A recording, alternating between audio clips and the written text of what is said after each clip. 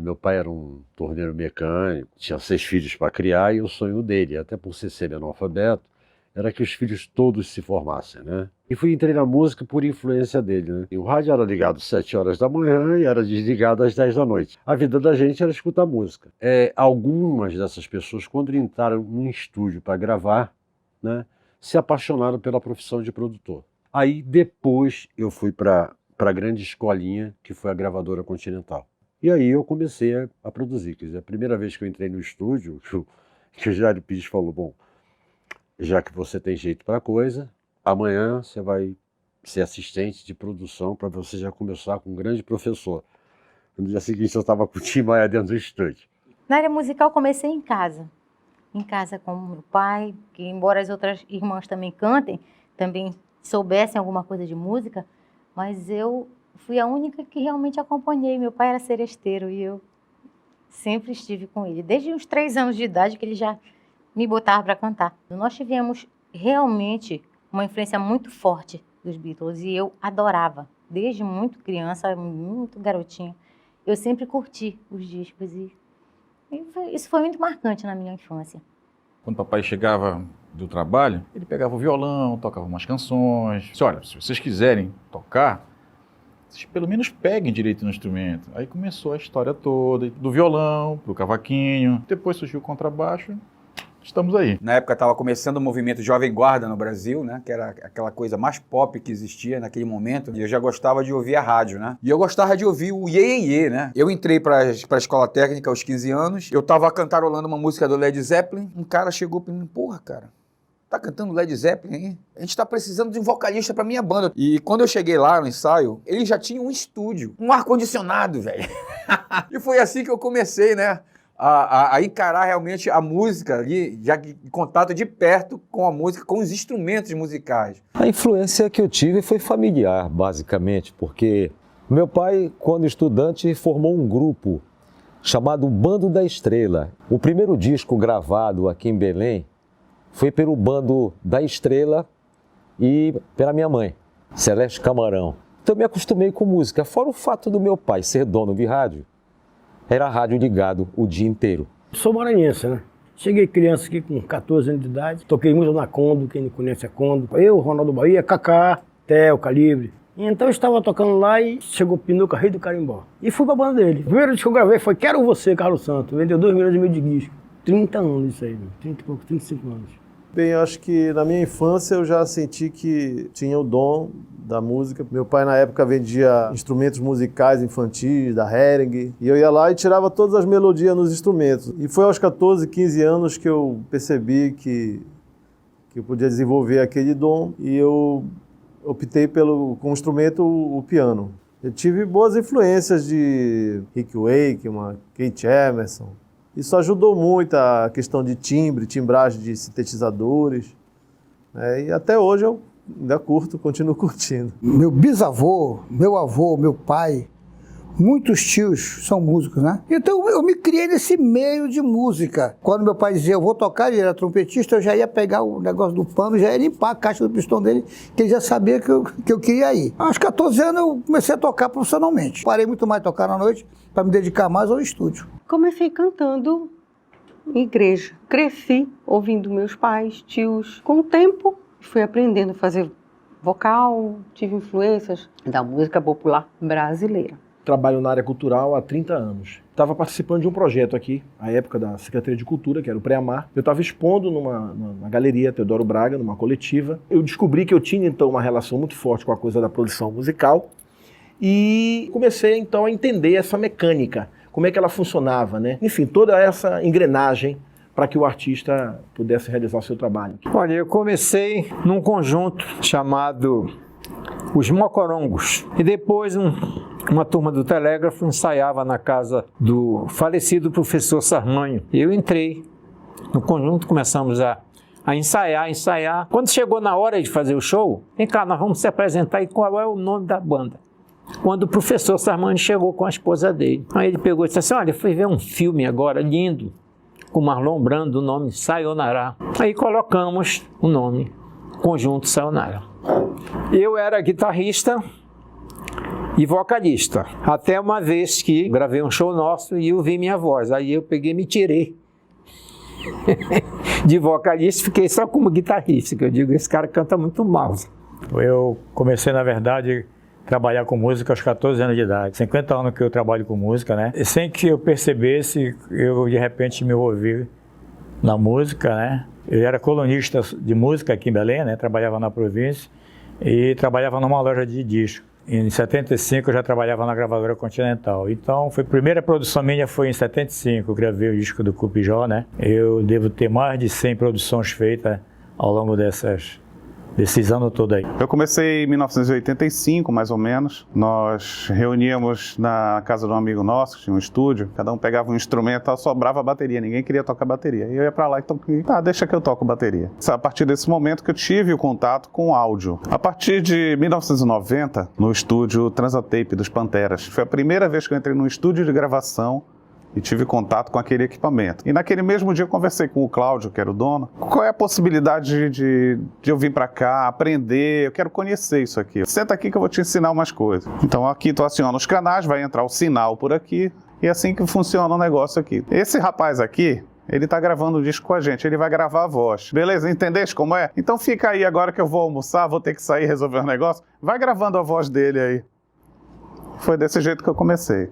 Na década de 80, vendia camisa ali na Praça da República, e ali eu comecei a fazer contato naquela época de ouro do rock and roll ali no Valdemar Henrique. Aí na década de 90 eu criei a loja, saí da praça, criei a loja. Em 94 eu comecei a produzir, trazer eventos de fora. Até 2000 eu me envolvi com produção de shows, de bandas, sabe, tanto local e como de fora, trouxe muita banda de fora. Eu parei com produção, com essas produções em 99 e fui investir na gravadora. Eu tentei aprender música, eu cheguei a tocar bateria e violão, mas eu não tenho saco e paciência para estudar instrumento, que eu tenho que ficar hora dedicada ali, não funciona muito comigo, não. 2, 3 anos me deram uma gaitinha, e eu me lembro que eu peguei essa gaitinha e saí tirando alguma coisa, né? Aí a minha mãe via que eu tinha jeito pro negócio. E eu consegui uma vaga para estudar em Belém com a professora Arlete Pinheiro. E ela vendo que eu tinha jeito para música, não queria que eu parasse, comecei a estudar violino com 8, 10 anos, por aí. E nessa época eu tive a oportunidade de conhecer muita gente importante, Guerra Peixe, Isaac Karabichevski, toquei com Mignone, com Eliezer de Carvalho, pessoas assim são conceituadas na música erudita, né? Terei 18 anos, me mudei para Campinas. Durante esse período, todo esse período, eu sempre toquei também música popular. Minha mãe me deu um bandolim de presente e eu comecei a tocar choro. Aí entrei no mundo do choro. Depois de um tempo, foi o maestro Cláudio Santoro, o grande Cláudio Santoro, compositor, né, de Amazonense, que já faleceu, inclusive. Regei lá em Campinas e me convidou para tocar na orquestra dele de Brasília. A convite do reitor, me convidaram para vir para Belém e dar aula na escola de música da universidade. E eu vim. Olha, influência tive, assim, um pouco de Beatles, na década de 60. Apareceu um disco dos Beatles lá na casa do meu pai. Esse foi uma das coisas que me puxou um pouco para a música, não exatamente para ser músico. Mas fora os Beatles, eu tive outras influências, tanto na música popular brasileira também, Caetano, Gil, Bethânia e Rita Lee, Mutantes, essas coisas que hoje em dia se torna mais cult, né? Em 88 nós montamos uma banda que na verdade não era Beatles Forever. Era Blackbird, o dono do bar, Norberto. Ele colocou o nome do show Beatles Forever. As pessoas que iam assistir contratavam a banda. Com essa contratação foi ficando o nome. E aí nós estamos até hoje, né? Comecei moleque mesmo, na minha infância. Meu tio escutando Led Zeppelin, me apresentando Led Zeppelin e tal, tudo. Eu achava fantástico. Ele montava uma boate com os amigos dele, uma iluminação, eu achava aquilo fantástico. E eu já escutando rock, então eu já era diferente das outras crianças, né? E eu fui ser aluno da Madame Aliverti, eu fui estudar piano e violino com a Madame Aliverti. Até que um dia a Madame Aliverti, acho que ela perdeu a paciência comigo, que ela pegou meus dedos lá e ela que tocou o piano lá, aí ela virou pra mim e disse, olha, vai procurar outra coisa, porque essa não é tua praia. E eu acabei chegando na TV nos anos 80. Tipo assim, eu senti que era aquilo que eu queria fazer. Eu fui para tudo quanto é lado que me possibilitasse evoluir profissionalmente dentro dessa área. Foi na década de 60, eu estudava no Colégio Marista, e esse negócio de eu não gostar de suar, de correr, e disse, não, mas tem que ocupar aquelas coisas. E meu pai tinha pavor que eu fosse viado. Aí disse, então, ele me mudou para estudar música. E naquela época, no conservatório, tu não tinhas contato com o instrumento. Aí, estava desmotivado, o pessoal da Lerma abriu um conservatório de música popular. Eu fui estudar lá. Lá eu tive contato com a guitarra, esqueci o violão erudito.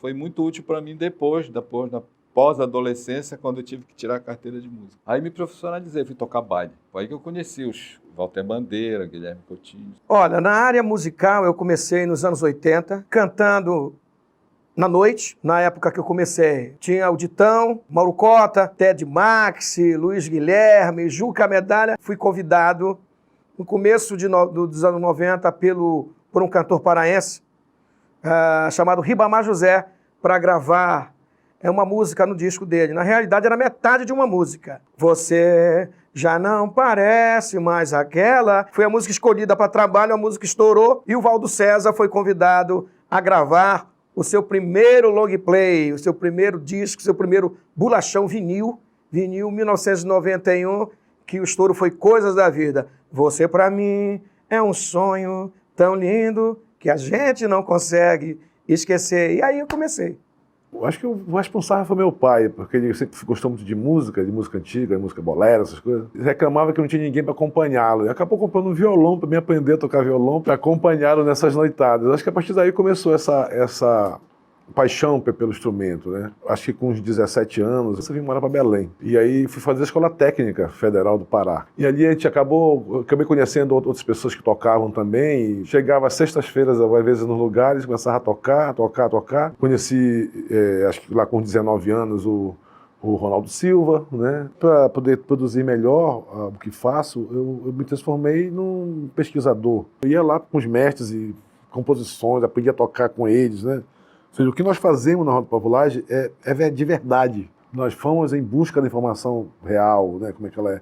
Nós não aprendemos através de ninguém. Na minha pré-adolescência, adolescência, quando a gente vai escolher alguma profissão, a minha orientação era jamais escolher alguma coisa artística, né? E aí, de noite, eu era a única pessoa na minha turma com 17 anos. O resto era tudo adulto. Eram engenheiros, médicos querendo ser advogados e pessoas que já frequentavam a boemia de Belém. E aí eles me levavam no final da aula para o antigo Cosa Nostra, para o Manga Café, para o Degrau, para o Local.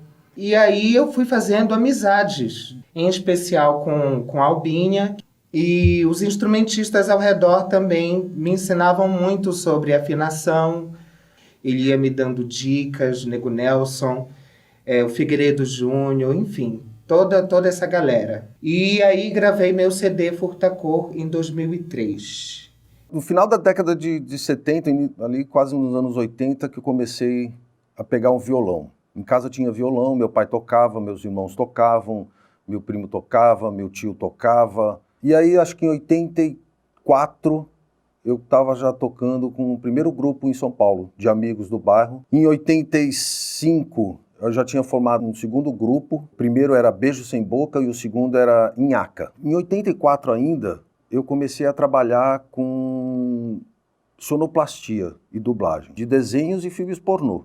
Em 87 eu entrei no estúdio Gravodisc, que era da Continental Chantecler. E lá eu aprendi tudo sobre gravação, equipamentos, como era a produção, como era a gravação, como deve se gravar, microfones, posição, equalização da mesa, né? E aí você vai aprendendo com isso a educar o teu ouvido, né, com esses sons. Quando eu vim para Belém em 91, trabalhei em alguns outros estúdios, depois fui trabalhar no Midas Amazon, que era do Pardal e do Jacinto. Em 2002 eu deixei de trabalhar dentro de estúdio e eu estava fazendo faculdade, vim trabalhar numa faculdade aqui, né, no IESAM.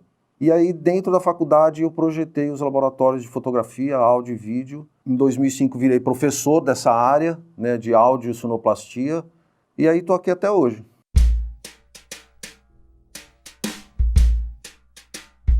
A função das gravadoras era descobrir novos músicos, né, novos compositores, novos arranjadores. Ela procurava sempre um artista que durasse 30, 40 anos. Ela sabia que ia perder dinheiro no primeiro disco, ia perder dinheiro no segundo disco, e a partir daí ela começaria a empatar e ganhar. Existe uma pré-produção que eles fazem antes, que a gente não vê, que é escolha de música, repertório, né? Faz a tonalidade, passa para o maestro para fazer o arranjo das músicas. Quando chega no estúdio, já é a parte de gravação. Então o maestro colocava as partituras para cada um, eles ensaiavam ali um pouquinho, aí passava-se o som, aqui o andamento, o metrônomo e tal, pronto, bora gravar. Depois disso, vinham os complementos, percussão, outros solos, e depois vinha voz e vocal. E aí depois disso mixava e finalizava o disco. O produtor chegava, contratava o estúdio, ele trazia toda a equipe de produção, vamos dizer. Ele trazia os músicos. Ele é um trabalho organizado e ele é um trabalho focado em resultados. Ou seja, você tem um produto que é o artista e você precisa lançar esse produto no mercado. Antigamente, as gravadoras tinham um elenco muito grande, contratavam artistas, dispunham de vários estúdios, tinham maestros e instrumentistas como empregados de carteira assinada. É um processo simples, mas tem que ser seguido à risca todas as etapas. Quem é que acompanha isso? Existe normalmente o diretor artístico, que é o cara da gravadora, um produtor musical, que acompanha esse processo todo dentro do estúdio, desde o início até o final. Existe arregimentador e um arranjador. Às vezes, esse produtor também era o maestro. Antigamente, quando tinha grandes gravadoras, como a RCA, Warner, Continental, e isso aí a empresa contratava as produções. E eles pagavam simplesmente o estúdio, a gente gravava de graça e eles vendiam os discos e a gente não recebia nada, né? De modo geral, a produção era boa, depois fazia até com orquestras, faziam tudo, né? Investiam bem no produto, mas depois, na hora de repartir o pão, né? A produtora ficava com a maior parte e o artista bem menos, né? A gravadora contratava o artista. A produção, a gravação, pagava músicos, pagava tudo. A gente gravava todo o instrumental aqui em Belém do Pará, né? E tinha que colocar a voz em São Paulo. Quer dizer, os grandes produtores de disco, eles foram meio que afastados do mercado, primeiro porque eles são caros, porque eles são competentes, né? Eles sabem fazer repertório, eles sabem dirigir uma gravação, eles sabem trabalhar junto com um técnico de gravação na hora de mixar, eles sabem trabalhar com arranjador, porque na verdade o grande produtor ele é um pouquinho cantor, ele é um pouquinho músico, ele é um pouquinho arranjador, ele é um pouquinho técnico de gravação, é um pouquinho psicólogo, é um pouquinho psiquiatra, ele é um pouquinho de tudo. Aqui em Belém, esse processo de gravadora não existia. Mesmo a Gravação, a RJ, a Gravodisco, mesmo sendo, né, tendo seus artistas, não existia esse processo. Aqui tudo acontecia muito intuitivo.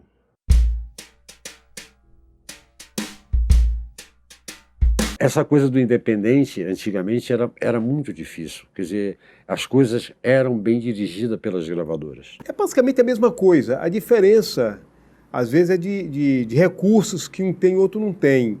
As produções, hoje em dia, elas são bastante independentes. As próprias bandas, quer dizer, produzem seu trabalho. É por isso que a gente vê alguns trabalhos que ficam interessantes, é até bonito, musicalmente bem organizado, mas fica na prateleira. Dependendo de como ele vai desenvolver o seu projeto, ele tem mais dificuldade. Tem consciência do seu trabalho, mas ele não tem essa base profissional que é fundamental para lançar esse artista no mercado. O artista independente tirava do bolso, ou então contava com os amigos para fazer a própria produção, né? O cara pagava o tape, que naquele tempo era o tape, aí foi que as empresas não acharam mais negócio investir no cantor. Então o pessoal chegava no estúdio, qual é a primeira música? O artista chegava lá, a música é assim, aí o produtor que estava lá na hora já ia pegando de ouvido, né, o tom da música, qual é o ritmo? Põe aí o metrônomo nesse andamento. Aí tá, bora experimentar. Aí o baixo já começava a fazer, o tecladista já fazia uma base ali e tal, quando passou, né, a voz guia, bora gravar. Já gravava valendo. O que ficava faltando? Percussão, às vezes um solo, voz e vocal. Esse era o processo que ocorria aqui. Eu com a equipe fazia a base, saía para o estúdio com violão, com a minha música. Já saía daqui, ouvia uma música e outro fazendo arranjo, e ia para o estúdio, já gravava, já levava. Primeira guitarra, ó, já era valendo. Era base valendo, né? Já 2, 3 CDs à noite. Passamos de dormir de estúdio, acordava de novo. O artista independente, ele tem que fazer tudo. A gente tem que idealizar, tem que preparar, tem que liberar música, tem que fazer todo o procedimento anterior, né? Até a gente chegar no palco, que parece que chega assim como uma mágica. Mas, na verdade, dá um trabalho enorme. Você tem que ter parceria, tem que ter um patrocinador, alguém que aposte. E é muito bacana quando você vê realizado tudo prontinho e você vê acontecer, é um sonho realizado. A gente se vira nos 30, né? Quando nós íamos pro estúdio, a gente já tinha os arranjos prontos, as músicas todas definidas, né? Quando a gente vai para registrar, a gente começa a tirar os excessos e tal, né? Hoje os artistas estão aprendendo, fazendo as coisas independentes, o que era uma gravadora na vida deles. Nos anos 90, eu apresentei um programa de auditório na TV. Você acompanhava a cena musical de uma forma bem atualizada com o que estava sendo produzido naquele momento e com o que fazia sucesso. Acaba decolando artista que pega um produtor de fora, produtor musical, que muitas vezes viabiliza o acesso a estúdios de gravação lá fora, mas existem produtores musicais que podem encaminhar nossos talentos locais para que realmente eles decolem e passem a ter uma produção musical mais bem trabalhada, que realmente mostrem todo o potencial da música no Pará. Infelizmente, isso não é uma coisa muito democrática, não é isso que acontece de forma geral.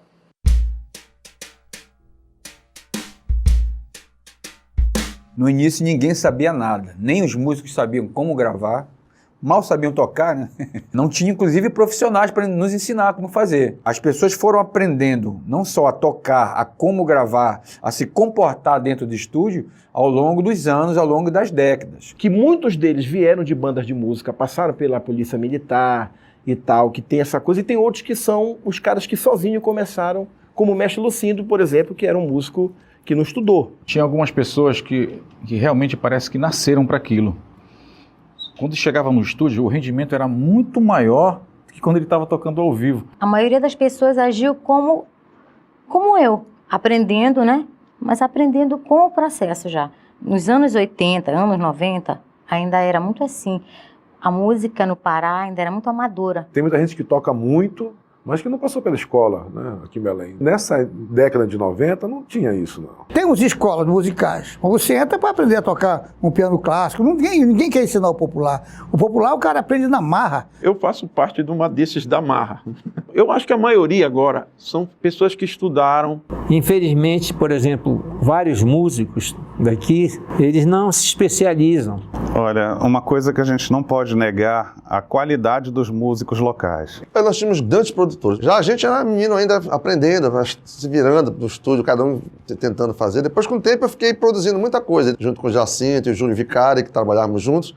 E começamos a produzir muita gente lá. A gente fazia a coisa acontecer, mas também de uma maneira, né, assim, intuitiva, de alguma forma, né? Tanto lendo partitura como fazendo de ouvido. Quando eu cheguei aqui, peguei tudo isso de cara, né? Vamos fazer assim, né? Sem planejamento nenhum, sem pré-produção nenhuma. Mas eu vi que os músicos tinham conhecimento, né, musical de tocar. Por trabalhar tanto tempo nisso, né, com artistas que fizeram sucesso, acompanhar esses artistas, adquiriram esse conhecimento. Pouquíssimos, naquela época, tinham conhecimento musical mesmo de estudar música, né, de pôr uma partitura, escrever. A maioria dos grupos que você vê hoje, e vem tudo da escola, já com conhecimento, né, musical. Muitos tocavam de ouvido e muitos também eram músicos que se preparavam, que vinham de uma escola, né? Hoje em dia nós encontramos músicos na noite e que são formados em música,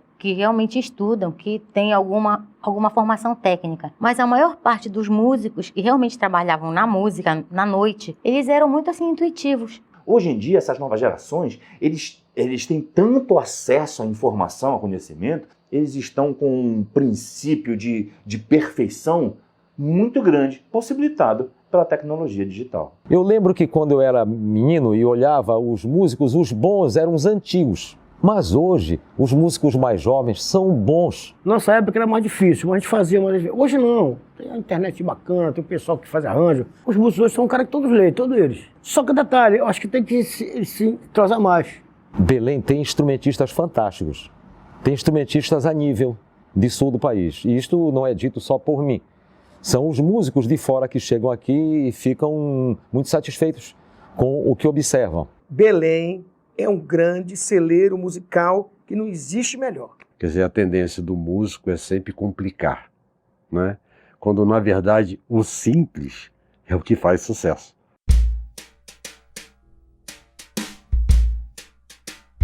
Nós tínhamos técnicos muito intuitivos, bons. Fernando Arthur, Luiz Mota. O Vicário já veio já com o advento da música de São Paulo. Já não veio chamando mais bobina de microfone, já era diafragma. Porque até hoje no norte o cara não pede grave e não pede agudo. Quando falta grave, ele diz, olha, engrossa mais esse negócio, dá mais peso. Bicho, dá mais peso nesse bumbo. Quando falta agudo, ele diz, dá mais um brilho nesse chimbal. Só um brilhozinho que é... Antes do retorno do earphone, né? Tu tinhas aquelas retorno de chão, né? Ceiling.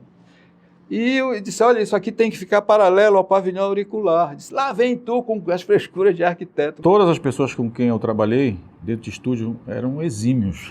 Eu sabia dizer o que eu precisava e o técnico sabia atender exatamente o que eu precisava. Ele tinha conhecimento popular e técnico. Nós tínhamos uma rede de técnicos bons. Os caras bons de ouvido, como Júlio Vicário, Mauro, Antônio Francisco, eu, Sandro, Fernando Arthur, que era técnico, Zé da Roland, lembra disso?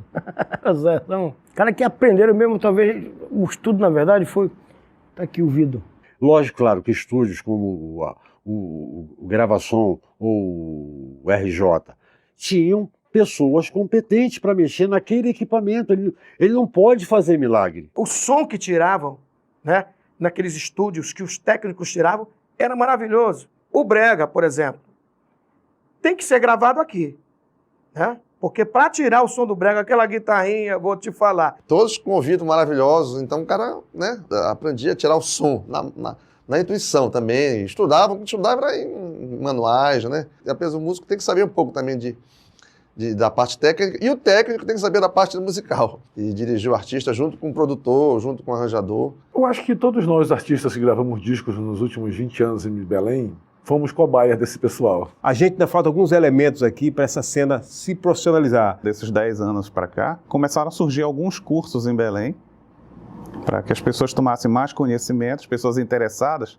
já não iam para o estúdio para querer aprender, eles já vão para os cursos. Às vezes colocam as pessoas para trabalhar, as pessoas não conhecem. Nós somos obrigados, às vezes, a levar nossos técnicos. Quando nós começamos a entrar em estúdio para fazer esse trabalho, nós só tínhamos aqui em Belém um técnico conhecido como realmente técnico de estúdio. Era até o Fernando Arthur. Ele fazia tudo, ele dirigia a gente, conduzia, arrumava, organizava, arregimentava, fazia de tudo. E a maioria desse pessoal que hoje milita na área de estúdio aqui por Belém aprendeu muito com o Fernando Arthur. Eu acho que, estatisticamente, em número de profissionais, está faltando aqui em Belém. Eu discuti muito com esse pessoal, hoje em dia melhorou muito, porque o pessoal não tinha formação, era por sentimento. Muitos aprenderam na hora, né? Eu aprendi olhando assim, advento das revistas especializadas, mas também muita gente foi curioso.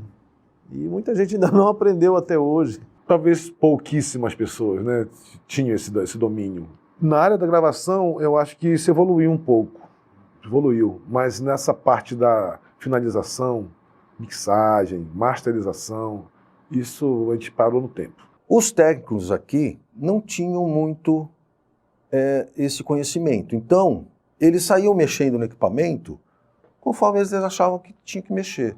E se você fosse ver depois, às vezes ele tinha tirado uma frequência básica, né, importante do instrumento, que depois você não conseguia mais recuperar o som adequado, né, para se mixar. Havia sempre alguém de fora chegando aqui e conversando com os nossos técnicos a respeito de gravação, mostrando certas coisas que já conheciam e que ainda eram do desconhecimento dessas pessoas locais. Mas eu noto que discos gravados aqui, eles apresentam defeitos de mixagem. Há um aperfeiçoamento lento aqui. Eu acho que as pessoas deviam viajar muito, observar, sair do cenário local. E pouca gente aqui faz isso. Aqui em Belém tem muito técnico de som que se acha mais artista do que o próprio artista. A gente vai tocar e pede, aumenta um pouquinho mais a voz. Aí o cara às vezes não está nem aí. Está faltando um intercâmbio maior e também às vezes um pouquinho de humildade, porque quando você começa a ser rei na sua própria terra, você não quer mais olhar para ninguém e isto não é bom para o processo. Você não queira comparar, eu vou gravar num estúdio que custa R$50, com um gravodisc que custa 400. Por quê? É porque o gravodisc é bonito? É porque as pessoas que trabalham lá é bonita? Não, é porque é um estúdio de verdade, onde tem profissionais de verdade. E a maioria das pessoas, às vezes, gastam um dinheiro e depois, Ninguém quer, aí você é obrigado a chegar pro cara, às vezes você não quer falar, sabe? Você não vai conseguir nada com isso.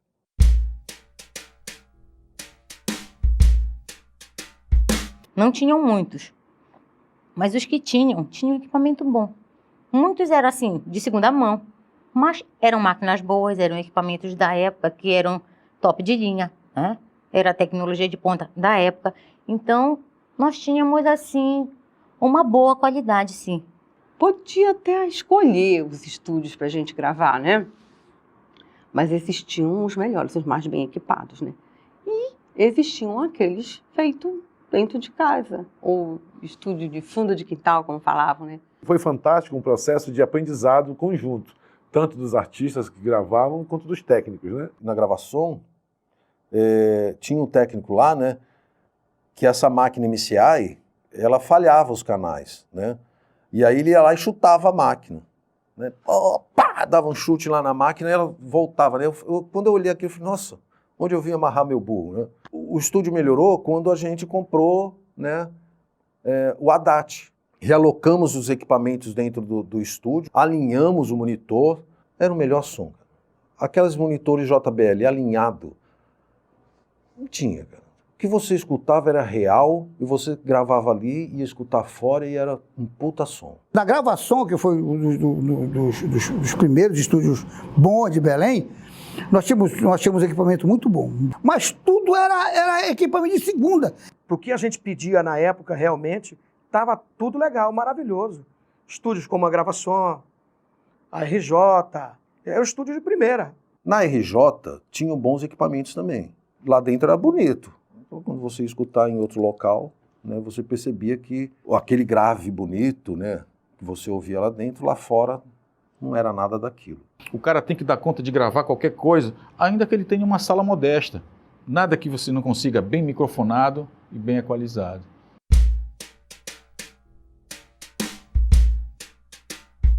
E antigamente nós tínhamos bastante, tínhamos Kalamazoo, nós tínhamos Esquina 90, nós tínhamos Oleolá. Todos os bares tinham música ao vivo. Tudo quanto era barzinho que a gente passava, Belém era agitadíssima à noite. As casas de show eram muito frequentadas e as pessoas saíam para dançar. Hoje não, acabou as casas, é barzinho, boteco.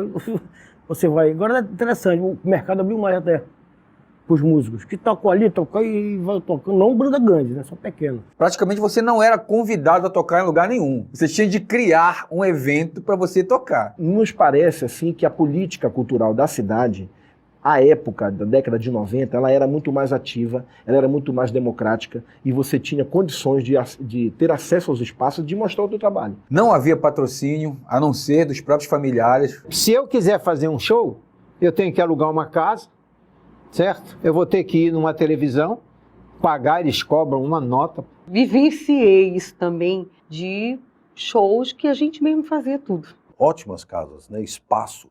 Oleolá, Kalamazoo, Esquina 90, Escapo, African Bar, Lapinha, o Bolero, o Palácio dos Bares. Na verdade, o artista daqui, ele fazia muito show no interior, mas não produzido. Tinha espaço, e muita casa de show. Você vai hoje num lugar de show em Belém do Pará, e eu quero que você me diga qual é o lugar que tem um som impecável. Não tem. Cara, esse sempre foi o grande problema das casas de show. Primeiro, a maioria das casas quer banda cover, porque o público dessa casa está acostumado a ouvir os grandes ídolos. O cara vai pro bar para escutar música conhecida, ele não vai para escutar atrás da porta, não vai fazer silêncio. E tem muita gente que fala alto. Eu, particularmente, quanto mais alto estão falando, mais baixo eu toco.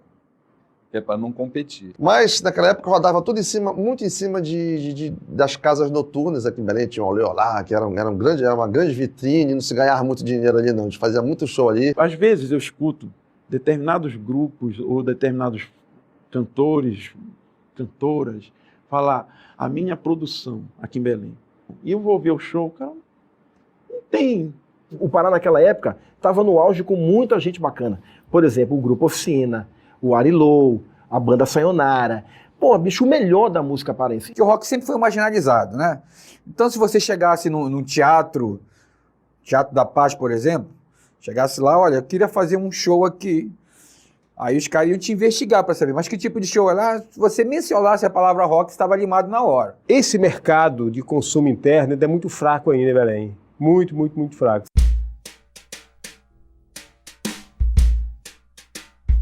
A gravadora apoiava o artista em tudo que ele precisava, mas cada vez que ele aumentava o seu índice de vendagem, ele ganhava mais coisas assim, né? Para a gravadora, aquilo era um produto que gerava emprego, rendas, sabe? Não era uma brincadeira, né? Aquilo era um comércio como outro qualquer. Aquilo tinha que gerar lucros. Fulana de tal vem de São Paulo, ou da Bahia, sabe? 800 mil reais o governo paga. Mas para a banda de Belém, o governo quer 5 mil. Sempre foi assim. Até hoje é assim, a gente sabe disso, né? O lado empresarial, ele nunca foi apoiador da cultura. Tal do Shen, que você tinha que pagar para você acontecer. Um toma lá da cá, né? Tem um lado meio negro aí que eu não quero falar muito. Mas é assim que funciona. E funciona. É complicado. Porque eu ia fazer um show, um artista nacional e banda nova. É uma banda grande, 14 músicos. Então, quer dizer, que era 50 mil pro fulano do que Astor e a gente pegava só 500 e não dava. Eu parei de tocar por isso. Eu parei por isso. Você não tem apoio, você não tem patrocínio. A vez que eu tive a televisão comigo, foi pagando. Eles davam apoio, sim. Na verdade, era sempre uma permuta, né? Tocava e o que desse na casa era dividido, era muito simples. Quando eu conseguia patrocínio de cerveja, eu comprava cerveja para vender.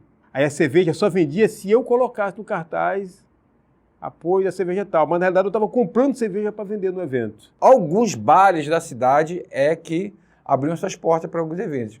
Como o Bar Celeste, teve a Adega do Rei. Rádio era a mesma coisa, você pagava, você não tinha rádio. A mídia no Brasil ainda não conseguiu pegar um apanhado do que é verdadeiramente a música do Brasil. Uma rádio aqui em Belém, no início dos anos 90, ajudava bastante, que era a Belém FM. Vamos dizer assim, uma programação jovem voltada para o rock e para o pop paraense. Isso ajudou bastante a cena naquele momento. Olha, na época dos anos 90 até 2000, por exemplo, um programa de televisão chamado TV Cidade. Era um programa que ia ao ar todos os dias e começou sendo apresentado pelo Kizan Lourenço, que em seguida foi substituído pelo Everaldo Lobato. Num canal muito ruim em termos de imagem, mas era um programa onde a gente cantava e ficávamos famosos. Existem bandas que têm apoio, sim, tanto de empresas, né, quanto própria televisão, rádio. Tinha acordo, fazia pela divulgação. Olha, nós temos o aniversário da rádio e tal, vamos cantar lá, tocar e fazer a festa, né? Só que é o seguinte, não tem dinheiro. E a gente que estava começando tinha todo o interesse em estar lá, como até hoje as bandas que começam usam muito esse tipo de troca. Nós artistas, infelizmente, não temos consciência de classe. A gente se ajuda quando é preciso um apoio humanístico. Quer dizer, quando eu entrei na Continental, tinha um certo tipo de preconceito, né? Fulano de tal é sertanejo, dá 10 reais para gravar o disco dele. Sabe, qual é a chance que esse cara vai ter? Vai continuar sendo ninguém. Gravamos pela Continental e pela Tração. Pô, nós vamos gravar, mas nós vamos aparecer no Brasil todo. Mas não, a gente vendia só para cá. Se o cara é da Bahia, a gente tem que começar a estourar o cara na Bahia, né? Se o cara não estoura na casa dele, ele não vai estourar na casa dos outros. O cara é do Pará. Então, primeira coisa é estourar o cara no Pará. Acontece a lei de incentivo à cultura, que deveria servir para quem precisa de apoio, porque não tem possibilidades materiais de fazer a sua obra independente. E aí, de repente, os órgãos públicos apoiam, dão um apoio, uma carta de crédito a quem já tem crédito sobrando. As gravadoras, hoje em dia, elas pegam teu material pronto, certo? Eles analisam aquele teu material, aí ele coloca o selo dele no teu material e faz distribuição. Ele não entra na parte mais pesada dos custos de gravação. A única emissora que está aberta mesmo, que chama, é a cultura. A rádio comercial, a TV comercial te ignora totalmente. A não ser que você vai trazer alguém de massa. Você vai trazer o Hélio Safadão, aí você pode ter certeza que os caras vão pagar para você levar o artista lá, sabe? Só interessa para eles o que vende. Essa é que é a verdade. Aquilo que está na mídia, né? Os músicos locais, eles não estão na mídia. A gente sabe, mesmo morando no Rio, que o que vale é o Ibope de São Paulo. A gente sabe disso. Porque você sabe como é que é. Não apareceu na Globo, ninguém sabe quem é. Às vezes eu tenho amigos meus que são empresários da noite. Eu digo, cara, tô abrindo um barzinho. Vem fazer uma visita. Aí eu vou. Quando eu chego lá, eu olho, tava legal, tá? Cadê o palco? É a última coisa que se imagina. E às vezes se puder assim, não, ele toca ali naquele espaço, não é preciso fazer nada. Então as casas ficam a dever. As de antigamente ainda tinham palcos melhores. As atuais, você pode ver que tudo é bonitinho, bem trasadinho, menos o palco. Falta que os bares da noite, as casas noturnas, deem uma atenção maior para o músico, um conforto maior para o músico e para os próprios frequentadores, colocando um local onde o músico possa ser visto, onde ele tenha a oportunidade de levar alguma outra pessoa, montar um pequeno cenário, alguma coisa, porque é um show. As pessoas vão ver e elas gostam não somente de ouvir, elas gostam de ver. Os nossos teatros aqui são um problema também. Eles cobram taxas muito altas. Eu acho que os nossos músicos mereciam um tratamento melhor pela qualidade que eles têm. Então é sempre bom que haja espaços alternativos para que o músico possa livremente se manifestar. É por isso que eu gosto dos festivais, porque dos festivais todo mundo tira a roupa.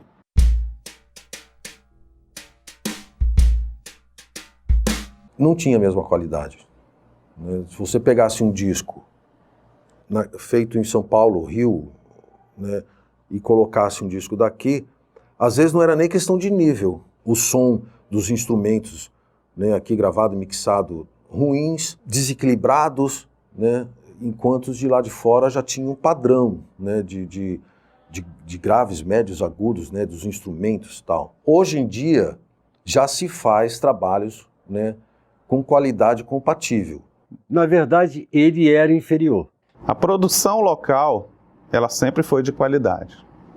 Ela sempre chamou muita atenção. Não, na verdade a gente nunca conseguiu se equiparar em qualidade aos produtos de fora. Já escutei gravações fantásticas, num estúdio, com um técnico, e gravações que não me agradaram do mesmo estúdio, do mesmo técnico, do mesmo artista. O produto que a gente faz aqui é admirado lá fora. Tem coisa boa, tem coisa que sai muito bem, sai bem gravado, sai bem mixado. Eu considero que tinha, sim. Tinha porque muita gente vinha de fora gravar aqui. O nosso som é um som diferente das demais regiões. Você pega o sul do país, Rio Grande do Sul é uma qualidade de som. Você pega no Ceará, é um outro tipo de sonoridade. Você chega aí no Pernambuco, é um outro tipo de sonoridade. Aqui em Manaus, outro tipo de sonoridade. Aqui no Maranhão também. Então, essa diferenciação, ela existe em cada região. A gente não pode querer fazer um produto como é feito lá fora no sul, de uma banda que gasta acima de 200 mil e a gente querer com 30 mil aqui fazer um mesmo produto. É impossível. Eu acho que tem diferença, sim. O músico regional para o músico nacional. A mentalidade de quem trabalha nessa área que ainda está muito obtusa, está muito fechado, sabe? Quando eu gravei fora, tu tens uma planilha de pré-masterização, não interessa quem vai masterizar. Aqui tu depende da pessoa. Mas já se pode gravar discos aqui em Belém com certa folga. A mixagem aqui ainda é melhor lá fora. Não sei explicar por quê, mas os resultados ainda são superiores. A grande diferença está no talento do produtor e do artista e do músico. Essa é a grande diferença, porque em termos de tecnologia todo mundo tem acesso hoje em dia. Falta de equipamentos pode ser falta de equipamentos top, né? Porque são muito caros os equipamentos para fazer essas coisas. E acho que a gente não tem capacidade de investimento ainda aqui hoje que sustente, né, ter esses equipamentos tão caros. Hoje em dia é uma seara da área de tecnologia. Significa dizer que se você não se atualizar, de 6 em 6 meses você vai ficando meio que ultrapassado. Imagina a galera que não se atualiza há anos. Nós temos um problema sério, eu acho que até hoje eu tenho uns CDs novos de masterização. Eu acho que o que está faltando para cá é um bom estúdio de masterização. Eu acho que o que falta aqui é a gente acreditar, valorizar o que é feito aqui.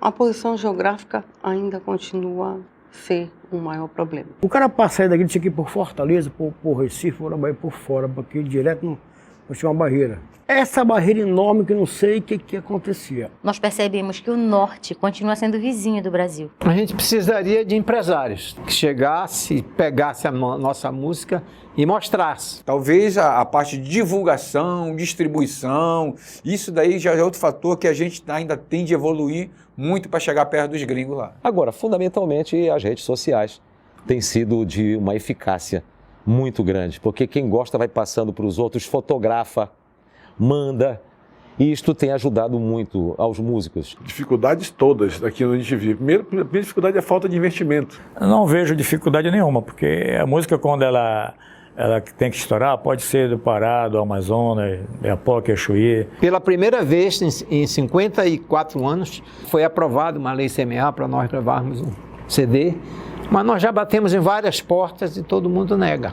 Agora, se for para trazer alguém de fora... Ninguém abraçou a cena. Nenhum órgão de governo, nenhuma empresa privada, ninguém abraçou a cena. Ninguém. Conversando com um amigo lá em São Paulo, né, a gente estava lá na distribuidora, ele estava falando que alguns produtores americanos reclamavam da qualidade final de coisas do Brasil. Né? E aí eu falei, pô, mas o cara falou Brasil, mas imagina isso, você levando mais para o norte, para o nordeste, né? Então... O produto daqui não penetrava muito nas regiões de fora como hoje. Aí aquela coisa começou a se quebrar, aquele tabu musical. Nós não temos produtores musicais aqui que ajudem os músicos a elaborar os seus trabalhos, sofisticar os seus trabalhos, a apimentar os seus trabalhos, de forma que eles ganhem um destaque lá fora. Às vezes, você manda matéria para um jornal divulgar, e você tem que contar com a sorte, com a boa vontade. Se o cara fizer um bom produto, uma boa filmagem, uma boa mixagem, e o artista for um bom artista, ou não, né? Já tem o advento da internet hoje, você já tem uma ferramenta maior de colocar os links para milhões de pessoas escutarem, colocar no seu YouTube, e acaba colocando coisas não muito bem acabadas, finalizadas, que não dão em nada, né? Você acaba gravando algumas coisas, mas não grava para ninguém. Fazer um trabalho que seja realmente uma coisa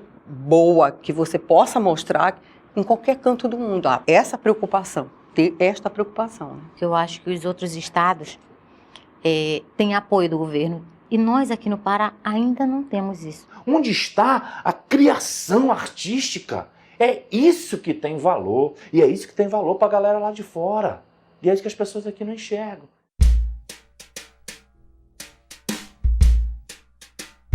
Acho que essa questão da evolução da tecnologia só teve a colaborar e isso ajudou muito no processo de evolução das produções musicais. Eu diria que ele se ampliou.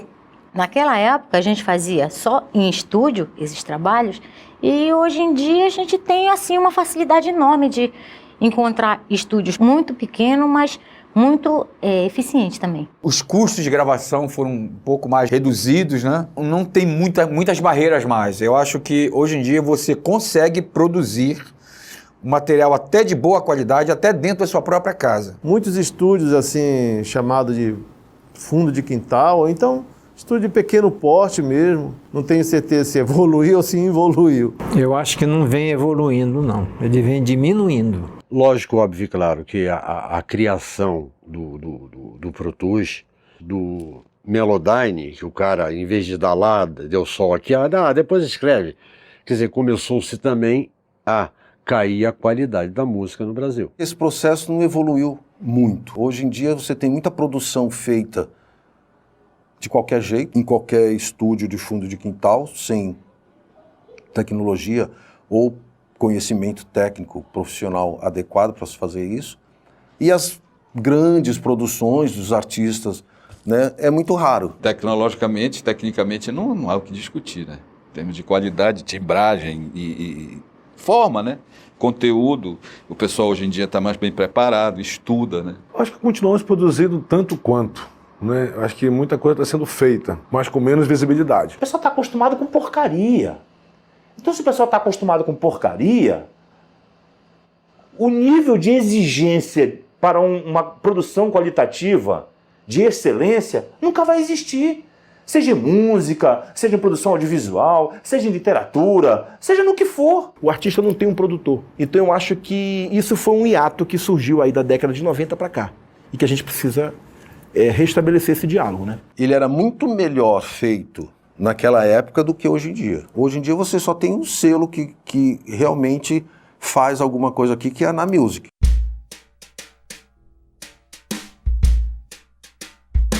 Antes, analógico é tudo. Naquela época, aquela fita,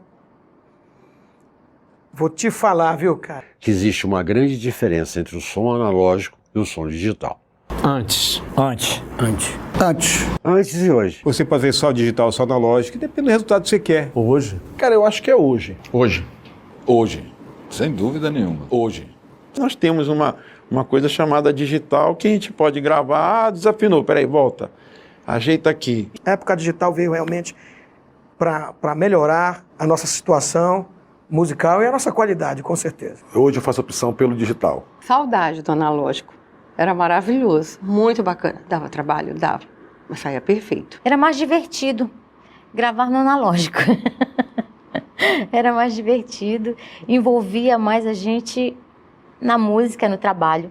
A gente passava mais tempo em contato com o trabalho. Eu acho que quem fazia as coisas bem feitas antes, hoje, com os recursos digitais, você consegue resultados interessantíssimos. Digital, sabendo trabalhar, é muito bom, pela facilidade e pelo preço. Analógico, não tem comparação.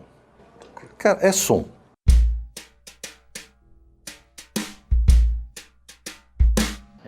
Infelizmente eu confundi um pouco as coisas na época. Eu achava que aquilo que eu curtia para diversão eu poderia também utilizar no trabalho. Leia do engano, não poderia estar mais enganado do que isso. Droga, então o nome já diz, é uma droga, né? Eu sou alcoólatra, não tem cura, tem controle e sei o quanto isso atrapalhou na minha vida. No Sayonara nós nunca tivemos isso. O álcool eu acho que é a pior droga que existe, é o álcool. Seja álcool, droga, o cápsulazinha, ou etc., ele tá ferrado. Tá fora de moda, cara. Isso é coisa da época de Woodstock, isso aí, não existe isso. Ajudam na diversão e atrapalham todo o resto. Há pessoas que realmente se atrapalham, há outras que conseguem segurar. Tive a minha fase de descobrimento, né? Mas me dei muito mal, eu e outros caras que experimentaram comigo, mas não. Também não tenho nada contra, mas não deixo fumar no meu carro, porque fede muito. Que as ideias se confundem, você está com uma meta, não demora muito, você perde a rédea, você já não consegue dirigir teu baterista. Diferente, eu acho que é muito da pessoa. Nada que é demais faz bem. Eu acho que se a pessoa aprender a usar na medida em que apenas estimula um pouquinho, eu acho que isso não prejudica. Muita gente se perdeu no meio do caminho por conta disso. Agora esse negócio de droga, pra mim tá fora. Não vale a pena droga, não vale a pena beber, não vale a pena fumar. Eu nunca experimentei nenhum tipo de droga. Eu nunca fumei maconha, nunca usei nada na minha vida. Mas eu te digo com franqueza, se não foi esse o up que faltou. Eu sou do tempo que todo mundo bebia muito naquela época, né? Os estúdios, todo mundo era cigarro, ficava uma fumaceira e todo mundo bêbado achando que era... Aí no outro dia, a gente abriu o estúdio. Vamos ver o que nós fizemos ontem, tava uma porcaria. Por exemplo, se você colocar o músico no estúdio, bêbado, ou ter fumado um baseado, ele não vai produzir melhor, talvez ele vai produzir pior. Não vinga, atrapalha o trabalho, atrapalha o processo, atrasa tudo. Eu acho que aquela porra não funcionou pra mim não, cara, porque, será que aquilo fez algum efeito? Se fez, não percebi. É uma outra geração que aprendeu com as gerações antigas que aquilo era uma grande furada. Agora, quem quiser, corra o risco. Se você não tiver a doença da compulsão, a doença dos 3 Cs, né? Clínica, cadeia ou cemitério. Então, álcool e drogas, quem entrar, entra de trouxa. Eu acho que não combina hoje em dia, num mercado globalizado, num mercado de trabalho, onde você exige que os profissionais sejam produtivos, você está com certos comportamentos que são antiprodutivos.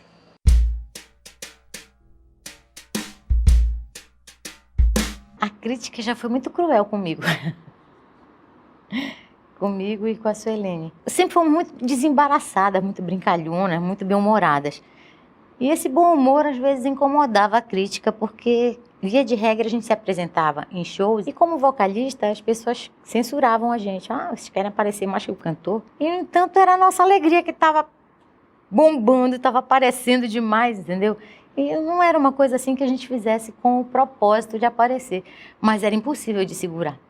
Tem a crítica maldosa, você pode aproveitar alguma coisa. Crítica é a pessoa que dá pitaco, pessoa que tem opinião, ou realmente uma pessoa que entende e que faz crítica? Você tem que conhecer, saber se o crítico sabe alguma coisa.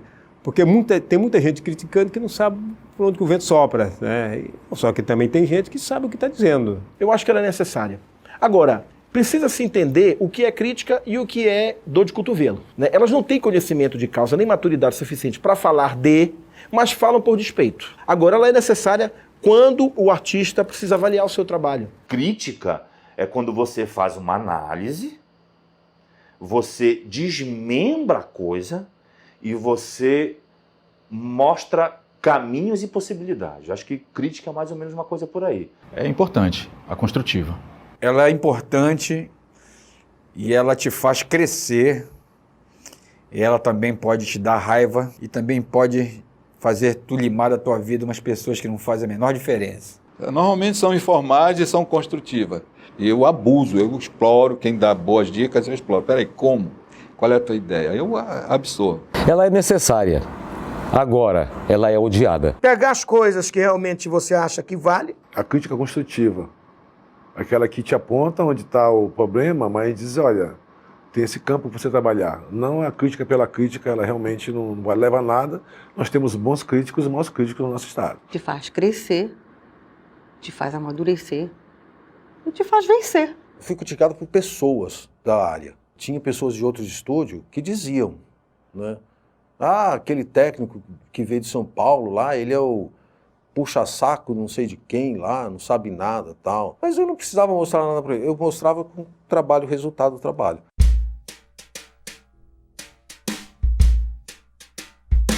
O brega, eu acho que ele tem que ser recontado de uma maneira certa. Eu acho que tem que haver uma pesquisa maior. Existiam os determinados tipos de cantores que eram sucesso, que eu posso citar como Mauro Cota, o Luiz Guilherme, o Ted Maxi, o Juca Medalha, Francis Dalva, né? Magno, nosso Magno é um grande cantor, Fortaleza ali. Oswaldo Bezerra. Ora, quando se fala em brega hoje, se fala, o brega começou a partir do Roberto Vilar. Não pode.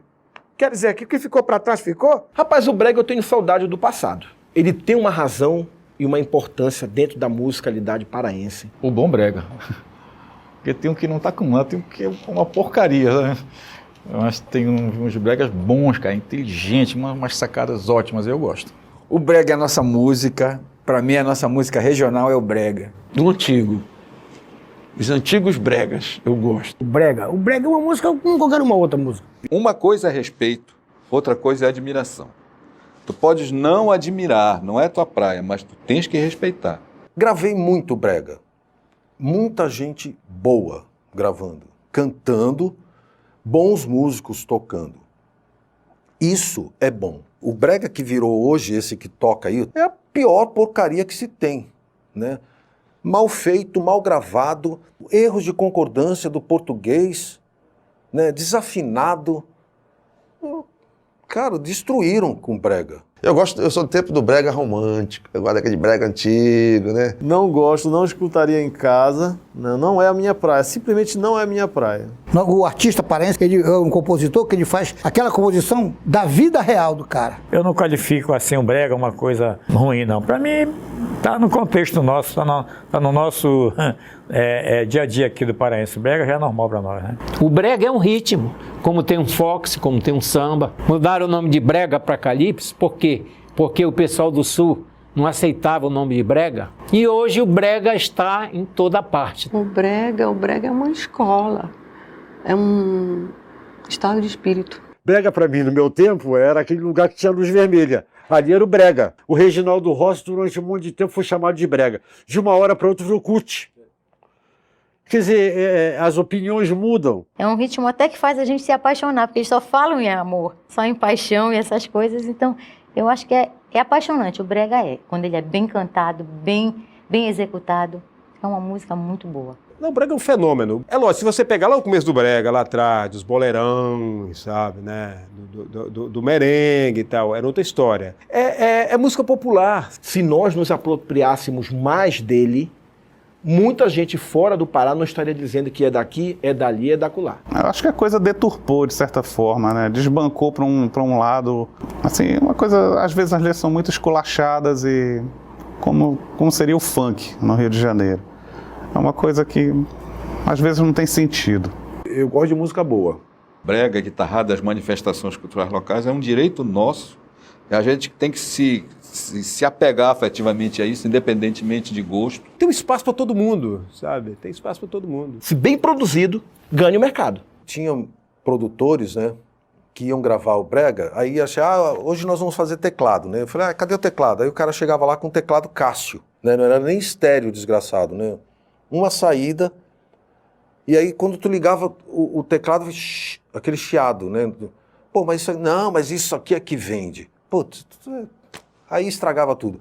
Quando você grava isso, mal feito, com instrumento ruim, de qualquer jeito, na hora da mixagem, nem que você seja, sei lá, o cara que mixa o disco do Paul McCartney, vai conseguir fazer aquela merda ficar boa. Porque não tem jeito. Cara, eu não suporto brega. Brega, pra mim, é brega mesmo, uma produção muito escrota. Assumidamente, eu não gosto. Música é algo sagrado, tem que ser bem tratada. E o brega maltrata a melodia, maltrata a poesia e a execução. O brega, para mim, não devia existir.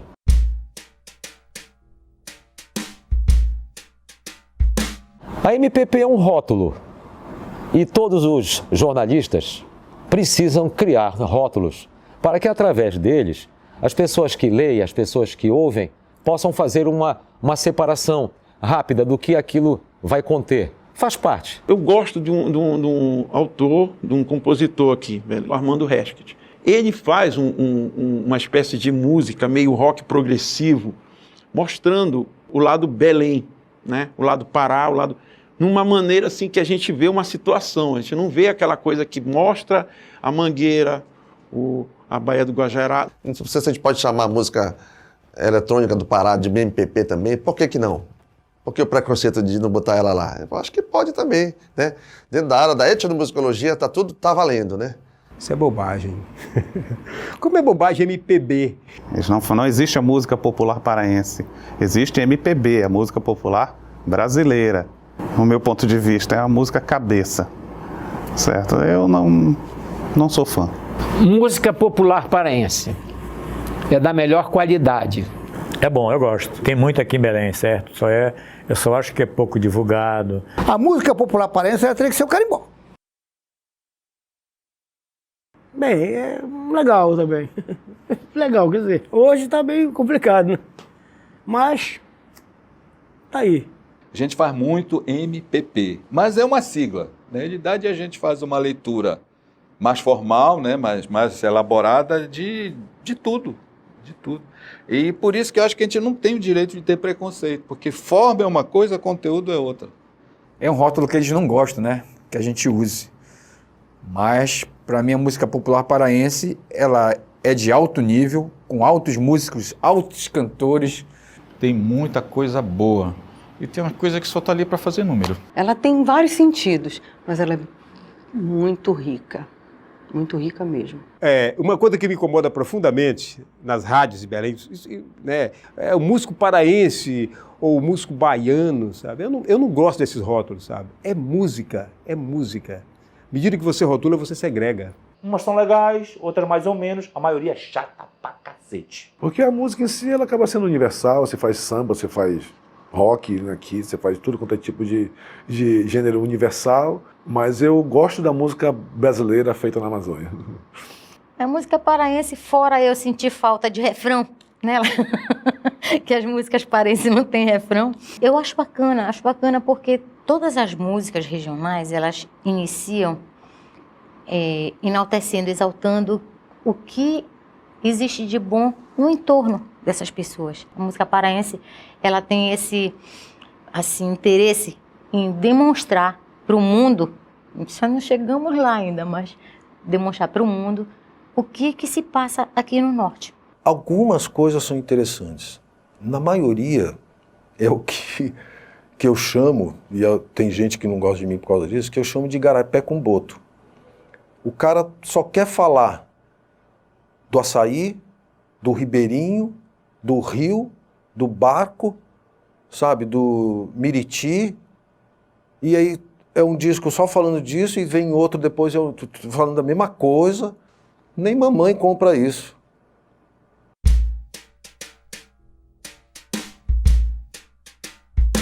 Rock no Pará é muita luta, é tentar viver, tentar ser feliz,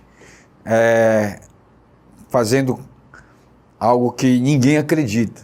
É uma das cenas de produção de rock mais fortes no Brasil, é aqui no Pará. Pô, aqui em Belém do Pará nós temos a banda de heavy metal mais antiga do Brasil, o Stress, que completou 40 anos. A primeira banda de rock metal pesado do Brasil é o Stress. Olha, o Stress foi o primeiro que eu vi. Então, aqui em Belém, eu não vi ainda bandas de rock. E rock atual tem muita gente talentosa aí, sabe? Vê a Samis, né? Tanta gente aí, sei lá, tem tanta banda aí que pode acontecer, né? O rock do Pará, ele segue o ritmo do rock no mundo. A música do mundo, os gêneros, tem um vai e vem. Já teve seus altos e baixos. Atualmente, estamos numa safra legal. Bandas mais profissionais, mais qualidade nos seus trabalhos. Já esteve num auge. Muito bom. E o rock paraense é forte. O rock aqui não vinga, nem toca em rádio. Pode surgir, mas pra mim ainda não, é muito fraco ainda. Eu acho que o cara tocando com o coração, qualquer que ele tocar, fica legal. Rapaz, ele sobrevive, né? Ele sobreexiste na mão de apaixonados. Djavan, mal tocado, e João Bosco, mal tocado, dá muito mais condições de sobrevivência do que rock. Eu acho impressionante a fidelidade das pessoas. O público do rock é o público do rock. Eles vão mesmo onde a pessoa está e são fiéis. Então, sobreviver tocando rock, eu acho que só o Roosevelt bala, mesmo. Como exemplo, eu não sou bem sucedido, mas eu sobrevivi ao rock e com o rock. E é o rock que me sustenta, que sustenta a minha família hoje. O rock no Pará é bom, é melhor do que em muito lugar. Eu só não gosto muito assim quando o tempo todo é em inglês. Eu gostaria que houvesse muito também em português.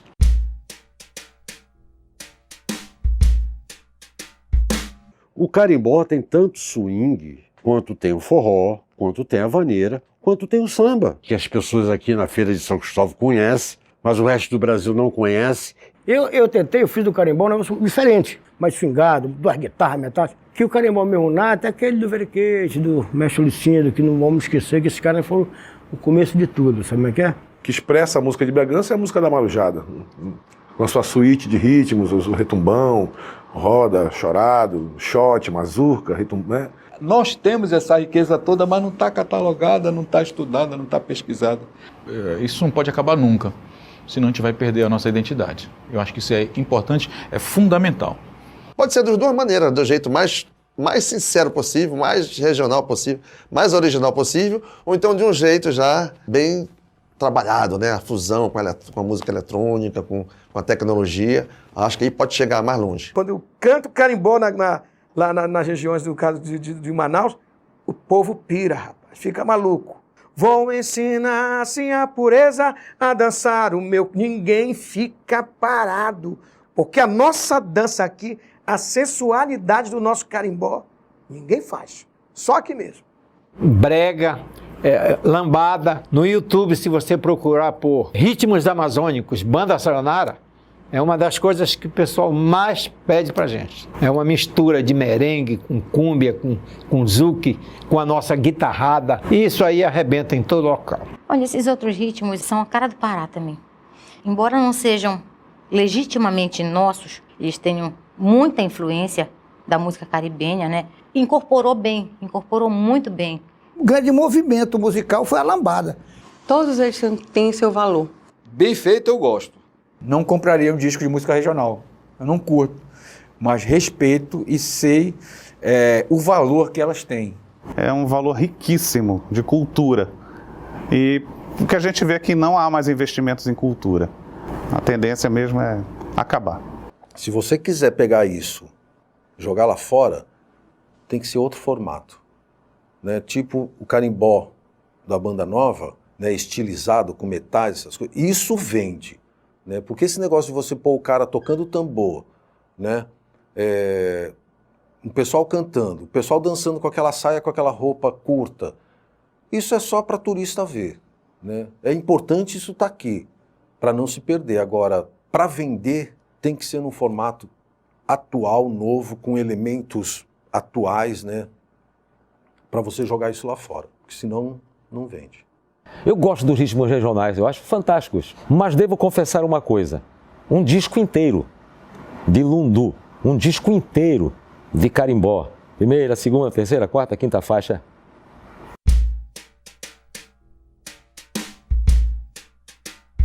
A música que me arrepia é a música instrumental. Evidentemente que quando tem letra, tu tem um outro tipo de percepção ligada à literatura, né? Tu vai ver, são imagens belíssimas, mas não é sensitiva como a música instrumental. É a minha vida.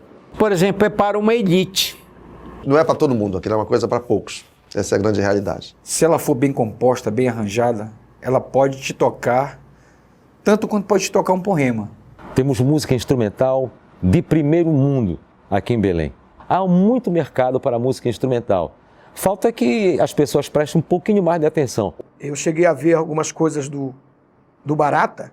Ele gravou um disco instrumental maravilhoso. O Vieira também, que faz as músicas instrumentais maravilhosas também. A música instrumental, ela já evoluiu bastante aqui para nós, mas ainda precisa de muito esforço ainda para ela emplacar. Embora que hoje a gente já consiga ver um teatro razoavelmente cheio, né, para assistir shows de bandas que tocam música instrumental, mas ainda não é uma tradição para nós, a gente ainda tem que desenvolver um pouco isso. O que acontece com a música cantada é que ela satura. E a música instrumental, ela tem uma vida muito mais longa do que a música não instrumental. Tem coisa boa aqui de instrumental, mas eu acho que o pessoal peca muito pela falta de um formato. Muita gente está tentando seguir o modelo americano. A gente não precisa ser mais um, porque eles já existem, eles já estão lá. O que vai fazer diferença é que seja uma música feita com muita qualidade, com a cara que a gente tem. No momento que essa música chega na Europa, ou chega na América do Norte, aí os olhos ficam voltados para o que se faz aqui.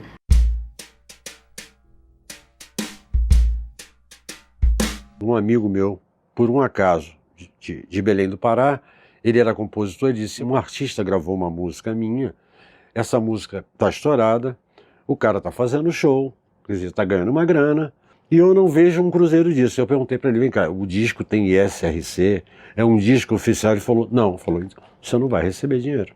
E isso eu perguntei para o cara do ECAD, ele falou, não, nós monitoramos o Brasil todo. Se ela tocar em qualquer ponto hoje do Brasil, o computador do ECAD registra que ela foi tocada. Agora, sem o ICRC, que é o RG da música, é a identidade da música, lógico, óbvio e claro, a gente não tem como pagar. ECAD. Não sabe para quem vai, arrecada, mas não sabe para quem vai. A ECAD deveria arrecadar o dinheiro das músicas e passar para a gente. Se eu não recebo, então não funciona para mim. Como hoje nós não temos controle sobre a arrecadação de ECAD, nós não sabemos quanto a gente ganha, o ECAD, eu sei que é uma coisa minha fora, mas o ECAD continua sendo uma caixa de segredos que a gente não sabe quanto tem lá. E ECAD, meu padre, tem música com Beto Barbosa, Leandro Martins, não recebe ninguém. E para mim não existe isso. A ECAD, se cumprir o que realmente ela foi criada para fazer, a ECAD vale. O ECAD sabe cobrar muito bem, né? E no nosso caso, depois que colocamos a Na Music como nossa editora, né? E eu acho que começamos a ser mais sérios nessa coisa, começou realmente a pingar um dinheirinho na conta. Você vai ver que boa parte diz que o ECAD é ladrão e tal, é puro desconhecimento. O ECAD é apenas um órgão arrecadador que arrecada e repassa o dinheiro para o artista. Só que o artista precisa saber como é que esse processo funciona. Não adianta ser um artista que toca muito em rádio, em qualquer lugar, toca show, mas se o seu nome não estiver lá, não tem como te achar, então você não vai receber. Ordem dos músicos. Se ele se detesse só na parte de registro da profissão, já seria um bom caminho. É botar na cabeça dos mais novos que o cara tem que ser profissional. Ordem dos músicos não funciona, existe. Eu acho que nunca funcionou. Tá? A gente vai na ordem de música e ninguém está lá brincando no computador, de joguinho. Por exemplo, eu hoje ouço falar de sindicato dos músicos, de ordem dos músicos, mas você vai em qualquer barzinho, certo? O cara está lá, 2, 3 pessoas cantando, não tem carteira, não tem nada. Isso é o seguinte, não, o cara tem que ser músico para tocar em tal local, para diferenciar. Nunca vi progresso nenhum em ordem dos músicos. É uma coisa hoje em dia imprescindível que qualquer profissional, seja técnico, seja músico, seja um profissional envolvido com a produção audiovisual, conheça e entenda como esse processo deve funcionar. Se as coisas não funcionam, elas não geram credibilidade. Se não tem credibilidade, não tem adesão. Se não tem adesão, a coisa nunca vai funcionar como deveria funcionar. Ordem dos músicos é necessária, sabe? Agora, ela precisa atuar como ordem dos músicos para proteger o artista. Se funcionasse de verdade, ia nos beneficiar todos os músicos. A ordem dos músicos regulamenta a profissão.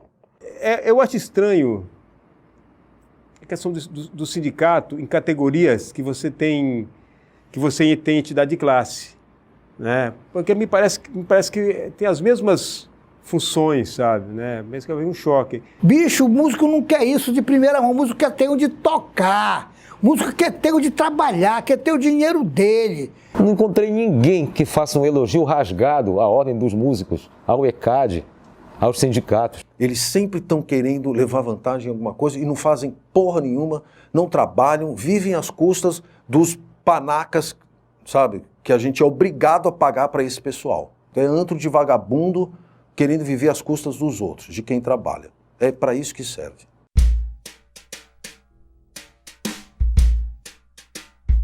Cada um deles, independente do estilo, se era rock, se era metal, se era pop, eu fiz o melhor possível. E essa é a minha marca. Pode ter sido o disco que vendeu 2 milhões, como pode ter sido o disco que vendeu 10.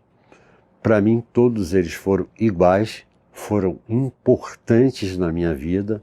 Eu me sinto realizado, porque eu sei que todos deram certo. Cada passo que eu dei foi importante. Eu não posso escolher um passo. Eu acho que eu consegui chegar em um bom lugar, né? Eu acho que a gente tem músicas reconhecidas pelas pessoas. É você olhar para trás e você ver que você fez parte e você faz parte dessa história, dessa cidade. É muito gratificante, é um sonho. Choros Urbanos, esse meu último CD, que é só de choros. Então eu gostei muito do resultado final dele, eu acho que foi o meu melhor trabalho, assim. E tem um disco aí, eu acho que foi o volume 3 do Sucesso Inesquecíveis, que eu fiquei muito feliz, porque foi um disco gravado, eu digo assim, com muita tranquilidade. Eu vou para os bailes, por festa, tudo quanto é música eu gravei de 78 até 96, todo mundo quase. E eu sinto saudades, como é que é? Sério, o negócio... Um dos discos que eu mais tive prazer de fazer foi fazer a direção do disco do Fruta Quente. O melhor trabalho que a gente fez, acho que foi Miguelitos S.A. Eu gosto do meu disco de Chorinho, por exemplo, eu gosto muito, né? Um disco que eu fiz há muitos anos atrás. Eu fazia isso por prazer, sabe? Isso é um negócio que eu gostava muito, sempre fui muito envolvido, apesar de não ser músico, como eu faço até hoje, sabe? Né? Via de regra, quem trabalha com música ama o que faz. Por isso, até hoje eu estou fazendo. Desde criança que eu faço isso, continuo fazendo e tenho prazer no que eu faço. Mas existe um trabalho que se sobrepôs aos outros, né? Ele se sobrepôs porque ele tomou conta da minha vida, que foi cantar com a banda Arilô. Disco do Eloy Iglesias, do Júnior Soares, do Pavulagem, da Andréa Pinheiro, da Lucinha ao vivo, do Vital Lima, que foi uma reunião de vários cantores. O Arilô participei da gravação em São Paulo, Sabino do acordeon, Valdo César, Francis Dalva, e o disco da Nissim e da Suelene, simplesmente. Um trabalho que me levou assim, que me deu talvez assim uma coisa uma satisfação maior foi quando eu gravei o Mestre Copijó, que eu tinha 18 anos de idade. Eu coloquei 28 homens num barco, eu trouxe de Cametá, ali foi uma atitude que...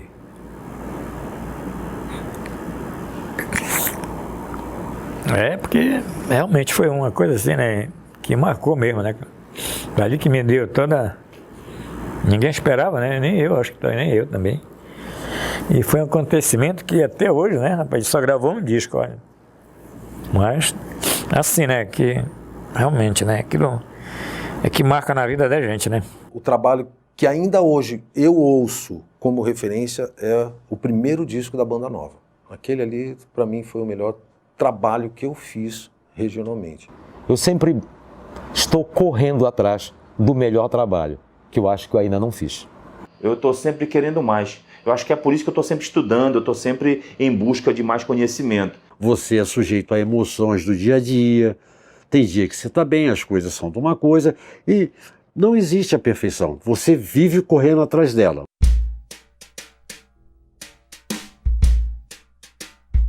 Tem que gostar, né? É uma luta diária. É um vale de lágrimas. É um desafio e uma prova de amor à arte. É difícil. É muito difícil. Uma religião.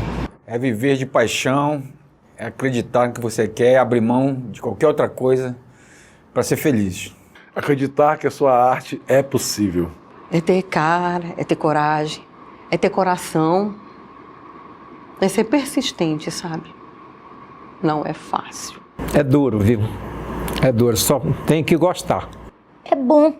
Bom no seguinte sentido. A gente gosta do que faz.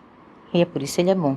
Agora, se ele dá um bom retorno, principalmente se for financeiro, não.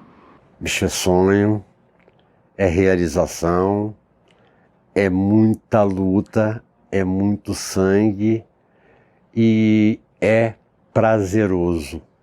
É bom que tu tenhas dinheiro suficiente para montar o teu estúdio e trabalhar, porque não tem um estúdio onde você possa trabalhar e ganhar dinheiro ali. Porque o caboclo tem que ser muito guerreiro, né? Eu acho assim, a gente tem que se concentrar naquilo que vai fazer, gostar de que vai fazer e fazer legal. Ser profissional nessa área em Belém é ser super-herói. Viver de música em Belém é muito difícil. Hoje em dia você muda de profissão, você vira evangelho. É assim que está a história. Virei professor, aí trabalho nas duas áreas, tanto na tecnologia da informação do ensino, quanto na produção audiovisual. Ser profissional na área artística em Belém é você tá, ó... É complicado. Profissional é você falar de mercado. E o mercado não aceita amadores. O bom profissional é aquele que tem a noção do outro, do respeito ao outro.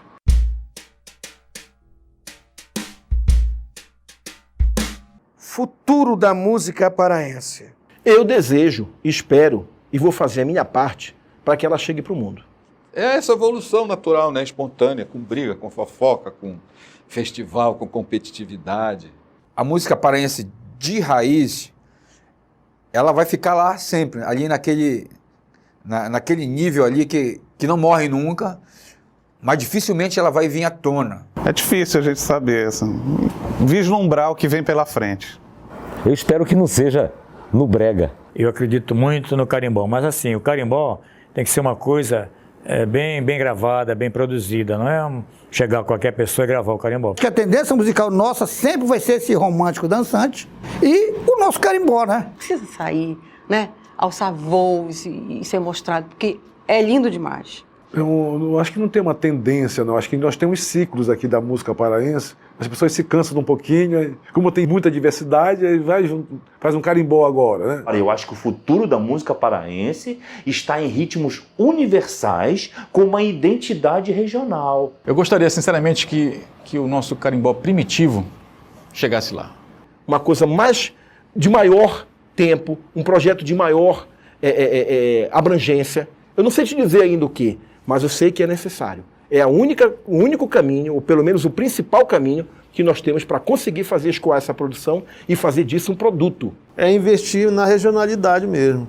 Mistura o eletrônico, mistura com o regional. É a cara da região norte, ao mesmo tempo é a cara do Brasil. É a mistura, né, hoje em dia. É uma tendência não só local, mas nacional e até mundial, em incorporar novos elementos da música moderna, da música pop, ao som regional. Nós temos a possibilidade de despontar no cenário nacional por conta dessa criatividade. Eu acho que a inovação vai ser a marca registrada da nossa música para o futuro. Eu acho que o Pará é um celeiro de músicos bons, ele é capacitado, swingueiro, o pessoal viu, são bons. Tem que juntar mais esse pessoal para começar a criar. Eu acredito numa grande purificação da arte, assim. Eu acredito nisso, assim, que a arte vai servir para trazer alguma coisa melhor para as pessoas. Bora ver. é isso, o caminho dela eu espero que seja o caminho do aperfeiçoamento. Ela é infinita. É infinita. Você não sabe o que vai acontecer daqui a um segundo.